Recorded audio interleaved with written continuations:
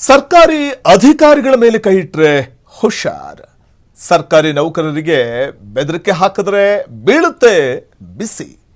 ಹೌದು, ಸರ್ಕಾರಿ ಕರ್ತವ್ಯಕ್ಕೆ ಅಡ್ಡಿಪಡಿಸುವ ಪುಂಡರಿಗೆ ಇನ್ಮುಂದೆ ಕಾದಿದೆ ಗಂಡಾಂತರ. ಸರ್ಕಾರಿ ಅಧಿಕಾರಿಗಳ ಮೇಲೆ ಕೈ ಇಟ್ರೆ, ಅವ್ರ ಮೇಲೆ ಹಲ್ಲೆ ಏನಾದರೂ ಮಾಡಿದ್ರೆ, ಅವರ ಕರ್ತವ್ಯಕ್ಕೆ ಅಡ್ಡಿಪಡಿಸಿದ್ರೆ ಬೀಳುತ್ತೆ ಬಿಸಿ. ಸರ್ಕಾರಿ ಕರ್ತವ್ಯಕ್ಕೆ ಅಡ್ಡಿಪಡಿಸುವ ಪುಂಡರಿಗೆ ಕಾದಿದೆ ಗಂಡಾಂತರ. ಇದು ರಾಜ್ಯ ಸರ್ಕಾರದಿಂದ ಕಠಿಣ ಕಾನೂನನ್ನು ಜಾರಿಗೊಳಿಸುವಂಥ ನಿಟ್ಟಿನಲ್ಲಿ ಮುಂದಾಗಲಾಗಿದೆ. ಕರ್ತವ್ಯಕ್ಕೆ ಅಡ್ಡಿ, ಹಿಂಸಾಚಾರ ಹಾಗೂ ಆಸ್ತಿ ಹಾನಿ ಮಾಡಿದ್ರೆ 3 ವರ್ಷ ಜೈಲು, 50,000 ದಂಡ ಫಿಕ್ಸ್. ಕರ್ನಾಟಕ ಸರ್ಕಾರಿ ನೌಕರರ ವಿರುದ್ಧದ ಹಿಂಸಾಚಾರ,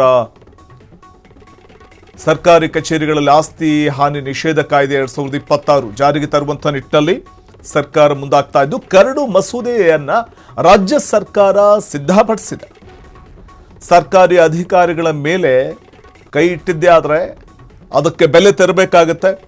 ಸರ್ಕಾರಿ ನೌಕರರಿಗೆ ಬೆದರಿಕೆ ಹಾಕಿದ್ರೆ ಬೀಳುತ್ತೆ ಬಿಸಿ.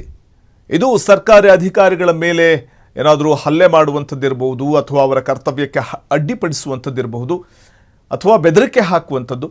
ಈ ರೀತಿ ಏನಾದರೂ ಮಾಡಿದ್ರೆ, ಅವ್ರ ಮೇಲೆ ಹಲ್ಲೆ ಮಾಡುವಂಥದ್ದು, ಈ ರೀತಿ ಏನಾದರೂ ಮಾಡಿದ್ರೆ ಅಂಥ ಪುಂಡರಿಗೆ ಗಂಡಾಂತರ ಕಾದಿದೆ. ರಾಜ್ಯ ಸರ್ಕಾರದ ವತಿಯಿಂದ ಕಠಿಣ ಕಾನೂನನ್ನು ಜಾರಿಗೊಳಿಸುವಂಥ ನಿಟ್ಟಿನಲ್ಲಿ ಮುಂದಾಗಿದ್ದು, ಅಂಥವ್ರಿಗೆ ನೋಡಿ, ಕರ್ತವ್ಯಕ್ಕೆ ಅಡ್ಡಿಪಡಿಸಿದ್ರೆ, ಹಿಂಸಾಚಾರ ಮಾಡಿದ್ರೆ, ಹಾಗೆಯೇ ಆಸ್ತಿಗೆ ಹಾನಿ ಮಾಡಿದ್ರೆ 3 ವರ್ಷ ಜೈಲು ಶಿಕ್ಷೆ, 50,000 ದಂಡ ಫಿಕ್ಸ್. ಇದು ಕರ್ನಾಟಕ ಸರ್ಕಾರಿ ನೌಕರರ ವಿರುದ್ಧದ ಹಿಂಸಾಚಾರ ಕುರಿತಾಗಿ ಇದೀಗ ರಾಜ್ಯ ಸರ್ಕಾರ ತೆಗೆದುಕೊಳ್ತಾ ಇರುವಂತಹ ಸರ್ಕಾರಿ ಕಚೇರಿಗಳಲ್ಲಿ ಆಸ್ತಿ ಹಾನಿ ನಿಷೇಧ ಕಾಯ್ದೆ 2026 ಜಾರಿಗೊಳಿಸುವುದಕ್ಕೆ ಮುಂದಾಗಿದ್ದು, ಕರಡು ಮಸೂದೆಯನ್ನ ಸಿದ್ಧಪಡಿಸಿದೆ ರಾಜ್ಯ ಸರ್ಕಾರ.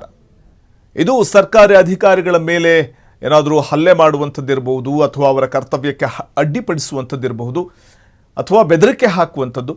ಈ ರೀತಿ ಏನಾದರೂ ಮಾಡಿದ್ರೆ, ಅವ್ರ ಮೇಲೆ ಹಲ್ಲೆ ಮಾಡುವಂಥದ್ದು, ಈ ರೀತಿ ಏನಾದರೂ ಮಾಡಿದ್ರೆ ಅಂಥ ಪುಂಡರಿಗೆ ಗಂಡಾಂತರ ಕಾದಿದೆ.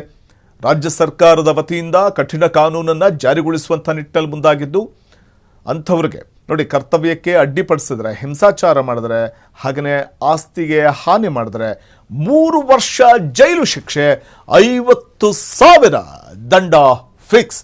ಇದು ಕರ್ನಾಟಕ ಸರ್ಕಾರಿ ನೌಕರರ ವಿರುದ್ಧದ ಹಿಂಸಾಚಾರ ಕುರಿತಾಗಿ ಇದೀಗ ರಾಜ್ಯ ಸರ್ಕಾರ ತೆಗೆದುಕೊಳ್ತಾ ಇರುವಂಥ ಸರ್ಕಾರಿ ಕಚೇರಿಗಳಲ್ಲಿ ಆಸ್ತಿ ಹಾನಿ ನಿಷೇಧ ಕಾಯ್ದೆ 2026 ಜಾರಿಗೊಳಿಸುವುದಕ್ಕೆ ಮುಂದಾಗಿದ್ದು, ಕರಡು ಮಸೂದೆಯನ್ನ ಸಿದ್ಧಪಡಿಸಿದೆ ರಾಜ್ಯ ಸರ್ಕಾರ. ಕ್ಷಣ ಕ್ಷಣದ ಸುದ್ದಿಗಳಿಗಾಗಿ ಫ್ರೀಡಂ ಟಿವಿ ಸಬ್ಸ್ಕ್ರೈಬ್ ಮಾಡಿ, ಲೈಕ್ ಮಾಡಿ ಹಾಗೂ ಫಾಲೋ ಮಾಡಿ. ಹೊಸ ಸುದ್ದಿಗಳ ನೋಟಿಫಿಕೇಶನ್ಗಾಗಿ ಬೆಲ್ ಐಕಾನ್ ಮೇಲೆ ಕ್ಲಿಕ್ ಮಾಡಿ.